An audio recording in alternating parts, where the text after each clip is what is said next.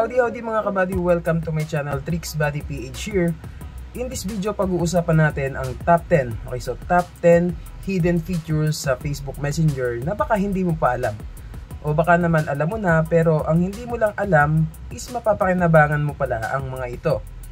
So kung akala mo kabisado mo na ang pasikot-sikot sa Facebook Messenger, well, aalamin natin yan dito sa Facebook Messenger top 10 hidden features. Okay, so let's start.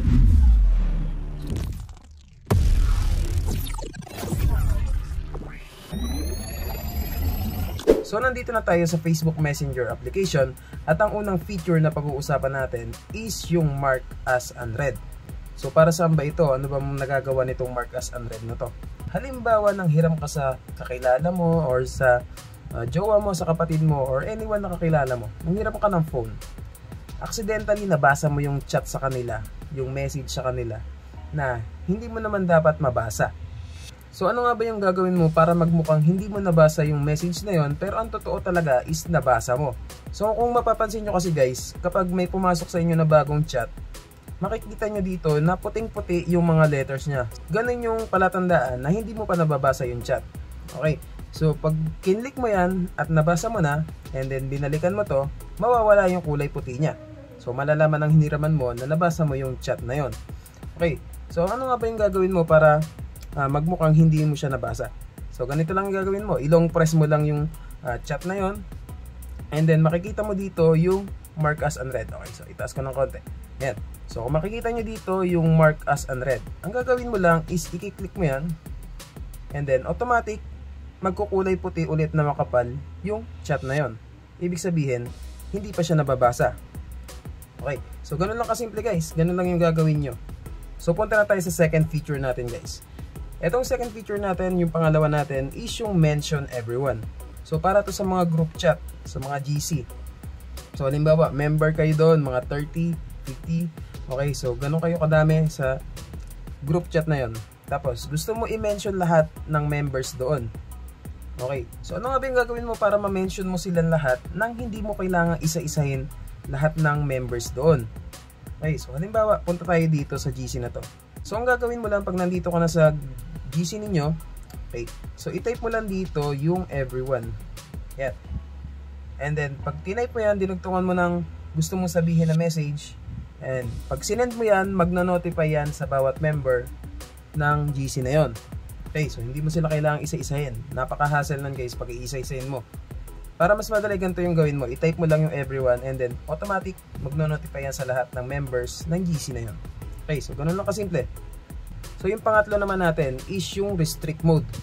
Okay, so ano nga ba ito restrict mode na to? Sa mga hindi pa nakakaalam, ito yung dating ignore mode. Okay, so tinanggal to ni Facebook nung magsimula si Meta. So para saan nga ba to? Halimbawa may kachat ka na ayaw mo makausap. For example si jowa, o kaya naman nandun ka sa tropa mo tapos panay chat sa'yo. Okay, so nagiinuman kayo, panay chat sa'yo ng mama mo, pinapauwi ka na, tapos nakukulitan ka na. Ang gawin mo, ilagay mo sa restrict para hindi na mag-notify sa'yo yung mga calls, video calls at mga chat nila sa'yo. Pero hindi mo sila binlock. Okay, gusto mo lang silang i-ignore. So testingin natin. Okay, so ilong press natin to. Halimbawa ito, ilong press natin yan, and then makikita mo dito yung restrict, and then pag click natin na restrict, ayan, mawawala siya dito, and then magno-notify sa'yo na ni-restricted mo na. So makikita nyo na nawala siya dito sa chat list. Ano naman ang gagawin mo para mahanap mo yung ni-restrict mo? Okay, so ang gagawin mo lang is pumunta ka sa profile, and then dito sa settings, tapos hanapin mo yung privacy and safety, and then makikita mo dito yung restricted accounts. Okay, so pag kinlik mo yung restricted accounts, lalabas dito lahat ng mga accounts na ni-restrict mo. So if ever na mag-chat sila sa'yo, hindi yan magno-notify sa'yo, may i-stack lang yan sila dito. Halimbawa naman gusto mo ulit sila makita o i-chat o ibalik sa chat list mo. Okay, so ang gagawin mo lang is i-open mo yung ni-restrict mo na account, and then lalabas to. I-click mo lang tong continue, and then i-click mo tong unrestrict, and then makikita mo na ulit sila dito sa chat list mo. So yung pang-apat natin is dito pa rin sa restrict mode. Paano naman kung gusto mo basahin yung message nang hindi nasisin? So, si restrict mode pa rin yung kailangan mong gamitin dyan. So, halimbawa may nag-chat sa'yo kagaya nito. Tapos, gusto mong basahin yung message na yan, pero ayaw mong malaman ng kachat mo na nasin mo na yung message niya. So, ano nga ba yung gagawin mo? Ang kailangan mo lang gawin is i-restrict mode mo. Okay, so, pindutin mo lang tong restrict. And then, balikan natin yung dito sa privacy and safety. And then, dito sa restricted accounts. And then, open natin yung account na na-restrict natin. Then, click natin yung continue. And then, mababasa na natin yung message niya nang hindi niya nalalaman na nasin na natin yung chat niya. So, yung pagliba naman natin na feature is yung mute. Alam ko marami na nakakaalam nito pero i-explain ko sa pinakamadaling paraan. Ang ibig sabihin lang naman nito is isa-silent natin lahat ng mga notification mula dun sa chat na yon or sa particular na nagchat-chat sa'yo na yon. Okay, so halimbawa nakukulitan ka. So, lalong-lalo na sa mga GC guys. So, ginagawa ko to sa mga GC guys. Halimbawa, ito, ang GC na to. Yan. Gusto kong i-mute yan. Okay. So, pwede kang mamili dito kung mute message notifications, mute call notifications, or mute message and call notifications. So, piliin mo tong mute message and call notifications. So, para yung chat at yung tawag nila, both ma-mute. Okay. So, i-click natin to. Then, okay. Then, pwede ka mamili dito kung hanggang kailan mo gustong nakamute yung chat na yon. So, kung halimbawa gusto mo i-mute siya for 15 minutes, 1 hour, 8 hours, 24 hours, or kung kailan mo gusto siyang i-unmute.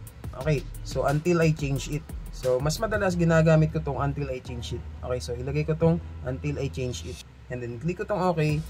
And then, kung mapapansin nyo dito, may nakalagay na parang notification bell. Ayan. Notification bell tapos naka-slash siya. Ibig sabihin naka-silent or naka-mute. Okay, so yun yung purpose ng mute. Okay. So yung pang-anim naman natin is yung archive. So para saan nga ba to? Ano nga ba nagagawa nitong archive na to? So halimbawa meron kang message or may ka-chat ka na gusto mong itago temporarily, pansamantala. Okay. So hindi mo sila i-block, hindi mo sila i-restrict, itatago mo lang sila pansamantala. Okay. So, ang gagawin mo lang, halimbawa ito, i-long press mo lang yan, tapos i-click mo tong archive. So, mawawala siya dito sa chat list mo. So, paano naman ang gagawin mo kung gusto mo nang ibalik or makita yung in-archive mo? Okay, so, ang gagawin mo lang, punta ka sa profile mo, and then makikita mo na dito yung archive. Okay, so, pag kinlik mo yung archive, malalabas na dito yung account na nilagay mo sa archive. And then, makikita mo rin dito yung mga GC or mga group chat na nilib mo. Kung gusto mo naman i-chat uli or ibalik sa chat list yung in-archive mo, ang gagawin mo lang, punta ka dito sa search, tapos i-type mo lang yung account na in-archive mo. And then lalabas yan dito, and then mag-message ka lang dyan, halimbawa ganyan, and then automatic lalabas na yan dito sa chat list mo. So yung pampito naman natin is yung send location. So sobrang useful nito guys. Halimbawa, may tropa ka, may kabarkada ka na first time makakapunta sa area nyo, sa lugar nyo. Imbis na Google Map yung gamitin niya, isend mo na lang yung location mo para may guide siya na masusundan niya. Okay, so bibigyan ko kayo ng example. Ganito lang guys. Halimbawa, ito yung tropa mo na first time pupunta sa inyo. Ang gagawin mo lang, i-click mo lang tong plus dito sa may bandang kaliwa. Ito. Click mo lang tong plus and then makikita mo yung location. Okay, so i-click mo lang yung location and then automatic magsisend si Messenger sa kanya ng exact location mo or yung current location mo. Yan. So isi-send sa kanya ni Messenger yung exact location mo. Okay, so ganun lang kasimple. So yung pangwalo is yung voice message. Okay, so bibigyan ko kayo ng example. Halimbawa nagda-drive kayo. Okay, so nakabike kayo, naka-motor, naka-sasakyan, naka-4 wheels. And then, may mag-chat-chat sa inyo. Importante, kailangan mo replyan. And the best way niyan is gumilid ka muna, tumabi ka, saka mo replyan. Para hindi ka madisgrasya. Pero kung hindi talaga kaya, at least, ma-free mo yung isang kamay mo.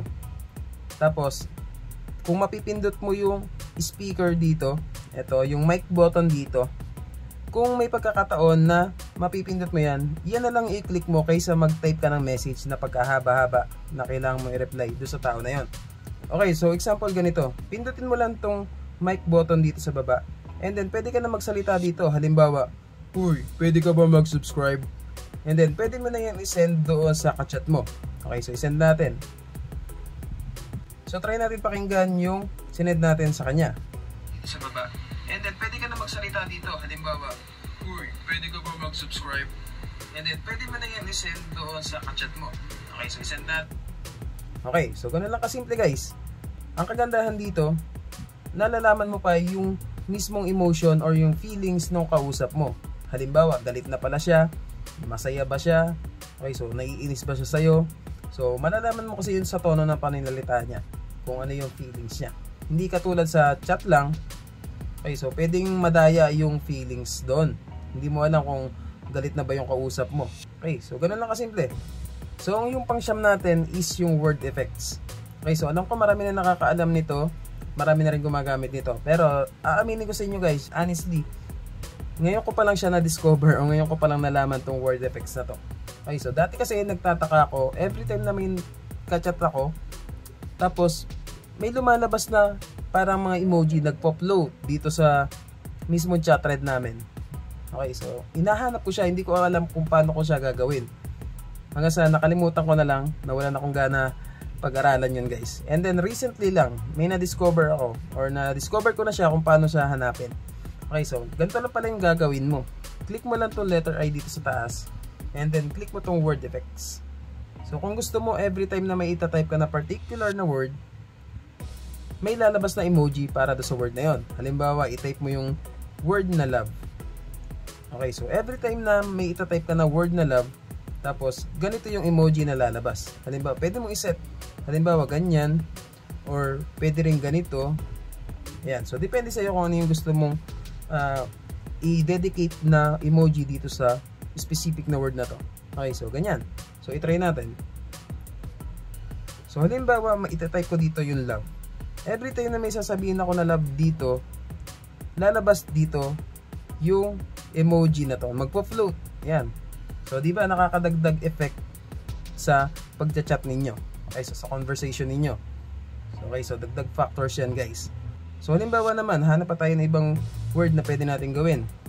Okay, so balik tayo dito. Mag-type ulit tayo ng word. Tapos sabihin mo, galit ako. Tapos ang ilalagay mong emoji dito is yung angry. Yan. And then balik tayo dito. So every time na may sasabihin ka na may word na galit, lalabas yung emoji na yon. Yan. So galit na siya. Okay, so ganun lang kasimple, di ba? Ang cool. So yung pang-10 naman natin is yung share contact. Okay, so halimbawa, bibigyan ko kayo ng example. Merong nag-chat sa inyo, hinihingi yung contact ng kakilala mo. So imbis na pumunta ka pa dito sa Facebook, tapos hanapin mo yung profile, tapos i-copy mo yung link, tapos i-send mo doon sa nanghihingi sa'yo ng contact. Ganito na lang yung gawin mo.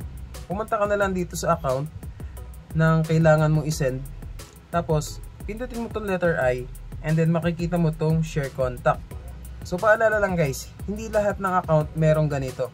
So na-try ko kasi to guys, tinignan ko yung ibang account and yung iba walang ganito share contact. Okay, so halimbawa meron share contact, i-click mo lang tong share contact and then pwede mo na i-send doon sa ka-chat mo na nanghihingi ng contact na yon. Okay, so i-send mo lang dito. And then pag bumalik ka dito, tinignan mo, ayan, nakashare na yung contact sa kanya. So pwede niya agad rectang i-message to or pumunta siya sa profile tapos i-add friend niya kung gusto niya. Okay, so ganoon lang kasimple.